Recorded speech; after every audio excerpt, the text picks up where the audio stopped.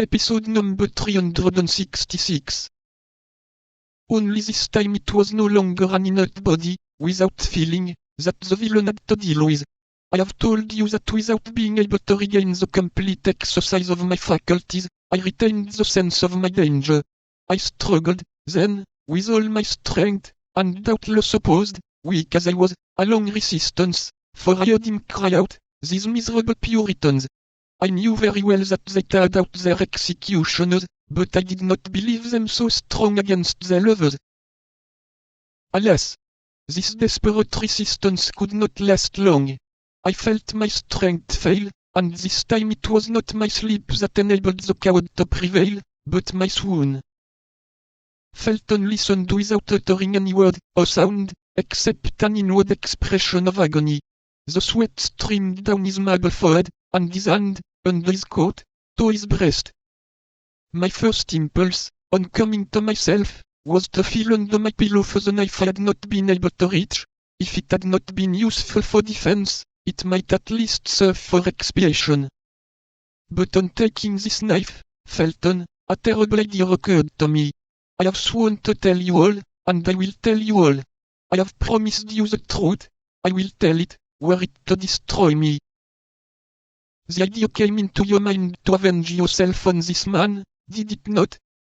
Cried Felton. Yes, said Milady. The idea was not that of a Christian, I knew, but without doubt, that eternal enemy of us souls, that lay roaring constantly around us, breathed it into my mind. In short, what shall I say to you, Felton? Continued Milady, in the tone of a woman accusing herself of a crime. This idea occurred to me, and did not leave me. It is of this homicidal thought that I now bear the punishment. Continue, said Felton. I am eager to see you attain your vengeance. Oh, I resolved that it should take place as soon as possible. I had no doubt he would return the following night. During the day I had nothing to fear. When the hour of breakfast came, therefore, I did not hesitate to eat and drink. I had determined to make believe sup, but to eat nothing. I was forced, then, to combat the fast of the evening with the nourishment of the morning. Only I concealed a glass of water, which remained after my breakfast, thirst having been the chief of my sufferings when I remained 48 hours without eating or drinking. The day passed away without having any other influence on me than to strengthen the resolution I had formed. Only I took care that my face should not betray the thoughts of my heart, for I had no doubt I was watched. Several times, even, I felt a smile on my lips.